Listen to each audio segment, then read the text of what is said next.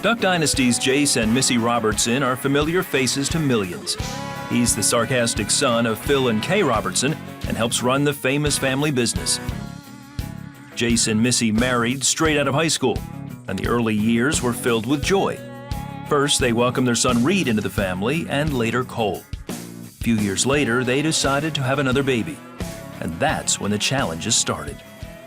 And it took us almost a year to get pregnant. 8-9 weeks along, I found out this baby was growing inside my tube and had not traveled all the way down. And there's no way for this baby to live. I would have to go in and take it out.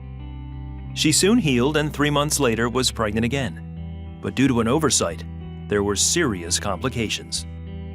I did not receive RhoGAM after my miscarriage, and I am A negative, and any woman with negative blood knows they have to have a RhoGAM shot to equalize their blood for future pregnancies.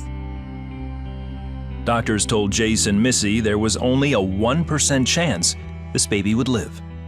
My body was going to push this baby out. I was told the goal is to get this baby to 26 weeks before we have to take this baby from your body. That was not something I wanted to hear after having a miscarriage. Jase says they put their family in God's hands. We just weren't praying for, everything to be okay. I was like, look, no matter what happens, we're going to trust you. It's kind of a scary place to be. Then, some good news. Well, the farther we got along in the pregnancy, we realized this baby is acting normally. And the specialist said, there is no other explanation than to know that this baby must have negative blood. The couple thanked God for their miracle, and with excitement, prepared for the birth of their daughter, Mia. 31 weeks, we went in for the fun 4D ultrasound to see the baby's face and noticed that something was a little off about her facial features. The fun ultrasound soon turned somber. Doctors analyzed the video and gave the Robertsons bad news. For one thing, we know just from looking that it's a cleft lip and possibly a cleft palate, but there's no way to know that until the baby's born. Jase and Missy were shocked. They knew nothing of the condition and were unsure of Mia's future. Well, the day she was born, it really was just kind of chilling. When I saw her, in my mind, I thought, okay, this is severe. Then, all of a sudden, she was kind of struggling to breathe, and then just panic ensued. Doctors made Jase leave the room. As he walked out, he again called on God in prayer. Please let her live. We've gone through all this. I was thinking, give her to us and we will do our best. Mia was a fighter, and after doctors discovered fluid on her lungs, she left the NICU within the week. Thrilled to have her home, Jase and Missy realized the struggle was far from over. Without a palate, Mia could not feed properly. The first 2 weeks, I don't think we slept over an hour at a time. We didn't sleep much. Because she was always choking. When she was 17 days old, they took Mia to a specialist in Dallas.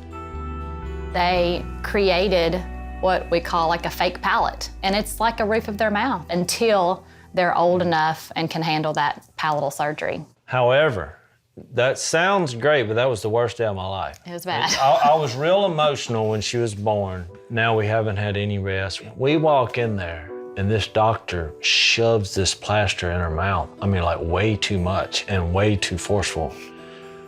And I'm like, she's just, she's not breathing. And then it didn't come out right, so then he's like, we got to do this again. That's when my big rock left the room. I was this close. I was this close to hitting that guy right between the eyes. And so, I went to the parking lot, and I bawled like a baby. I was like, this is going to be difficult, just to have to watch this, To this day, that difficulty has not stopped. This is a process that exists as long as she grows. It's not like we've always had everything together and we're like, the perfect family who knew this was coming and could deal with all the ups and downs without flaws. That's not true at all. We struggled with this. At least each 9 to 12 months, a different process starts. You got to give me a week. Once that process, I have a week of trying to deal with it, grieving, trying to figure out, because it's a change of lifestyle sometimes for her. She can't be active and play like other children because she's wearing devices. And you cry a lot. I do. But I also have strong women around me that I can send a Facebook message, or I can, get on a group text and say, please pray for this right now. Even when her parents have struggled, Mia has rarely complained. She loves life. She is not shy. She makes friends instantly. And it's easy to look back now and say, oh, now we see why God did this. God is using us to help other kids and other families, because now we're the wily veterans. We have this knowledge. That's why we started our foundation.